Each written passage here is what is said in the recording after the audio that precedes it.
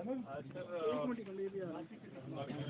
हफ्ते से भी ज़्यादा अंतराल के बाद लोग के लौटे हैं और चर्चाएं हैं मंत्रिमंडल गठन को लेकर, विधानसभा क्या कहेंगे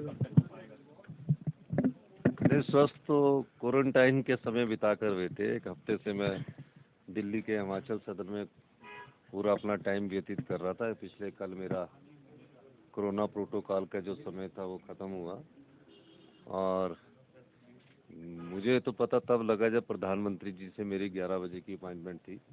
हमारे रेजिडेंस कमिश्नर ने हमारा RT-PCR का टेस्ट लिया था और उन्होंने कहा कि आपको कोरोना हो गया है। तो मेरी उनसे प्रधानमंत्री से जिससे जो मिलने की कर्टसी कॉल थी वो भी नहीं हो पाई और फिर मुझे क्वारंटाइन होना पड़ा और कल मेरे समय ख़त्म हुआ है। हिमाचल की जनता पर 3000 करोड़ रुपए का बोझ डालने का कार्य किया इन लोगों ने। हम जनता की अदालत में पूछेंगे कि जब कभी कोई संस्थान खोलना हो तो क्या उसमें कर्मचारी और अधिकारियों की जरूरत नहीं होते? क्या CSC खोलनी हो, PSC खोलनी हो, क्या उसमें डॉक्टर नहीं लगने चाहिए?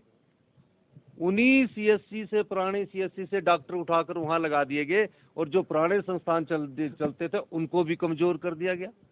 भारतीय जनता पार्टी को इस बात का जवाब देना चाहिए।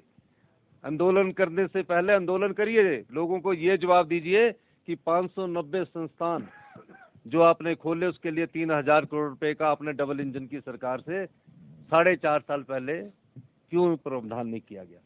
ये बात बहुत स्पष्ट है कि सिर्फ राजनीतिक दृष्टिकोण से जो संस्थान खोले जाते हैं, अगली सरकार पर बोझ डालने के लिए जो सरकार को खोलने जाते हैं।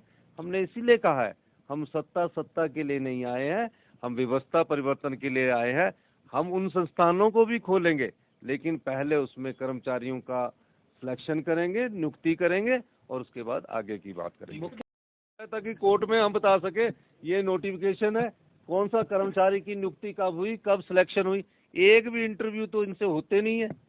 अगर इन संस्थानों को खोलने के लिए आप तो सब पत्रकार बंधु है, जितने रिजल्ट SSB में फंसे हुए हैं कोई रिजल्ट इनका पिछले 5 साल में नहीं आया, कोई इन्होंने नियुक्तियां नहीं की, तो संस्थान खोलने के लिए स्टाफ कहाँ था ये मुझे बताना चाहिए उन्हें।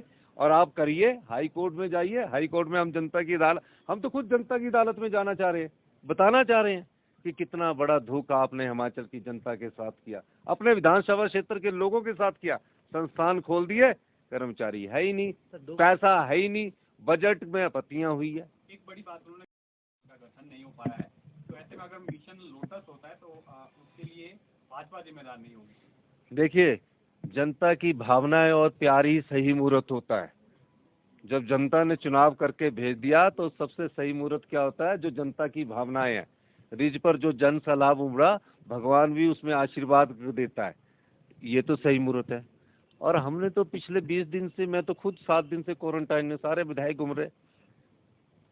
हिमाचल में कोई ऑपरेशन लोटस न चलने पाएगा, न चल सकता है। हिमाचल में सिर्फ काम वाले और सेवा भाव वाला लोटस चलेगा कि हम सब लोग काम और सेवा भाव से काम करेंगे। नहीं लिए तो कमेटी जो बनी है वो किस तरह से? 4.5 साल से 5 साल हमारे जयराम ठाकुर जी मुख्यमंत्री रहे हैं।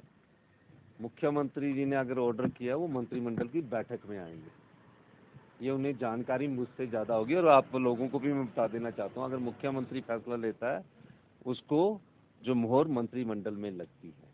विधायकों ने सिर्फ अनुमोदन किया, मेरे सामने लाया। ये नहीं कि सरकार का पाया हुआ स्यापा है, ये मेरा नहीं है, ये स्यापा ही नहीं कि सरकार का पाया हुआ। कैसे?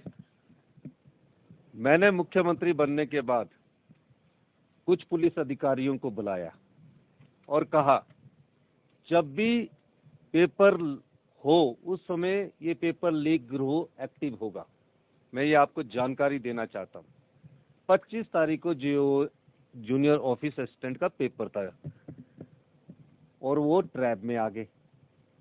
और जो उनका टाउट था वो कह रहा है कि मैं भी इसी प्रकार नौकरी लगा हूं।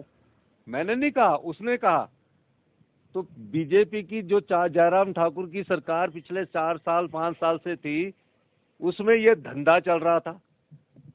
धंधा पकड़ में तब आया जब पुलिस भर्ती मामला हुआ और सिलेक्शन के बाद उस पे उसका भांडाफोड़ हुआ। इन्होंने तब वो बोला इसको कैंसिल किया। हमने तो पकड़ लिया पेपर होने से पहले। ये आपकी कारगुजारी है, ये आपकी करतूतें हैं जिनको हम साफ कर रहे हैं। हम सत्ता में इसीलिए आया है कि इन कारगुजारियों को, इन करतूतों को साफ करें। हम सत्ता नहीं, व्यवस्था परिवर्तन के लिए आए हैं। प्लांट्स में क्या चल रहा है सर जो ये बंद हुए? देखिए, मैंने एक चीज आप, सीमेंट प्लांट और ट्रक ऑपरेटर्स यूनियन के बीच में मामला है। आज ही सेक्रेटरी इंडस्ट्रीज की पिछली कमेटी मिली, मैं उनसे फीडबैक लूँगा।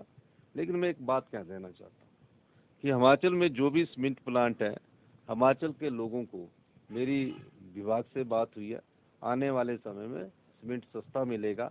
ये मामला उससे जुड़ा हुआ नहीं है। ये मामला ट्रक ऑपरेटर्स और कंपनी के बीच है। वो आपसी सहमति बना रहे हैं। सरकार उस पर लॉ, कानून व्यवस्था पर पूरा ध्यान रखे हुए है और आपसी सहमति बनेगी, आपको बता दी जाएगी। बहुत बहुत धन्यवाद।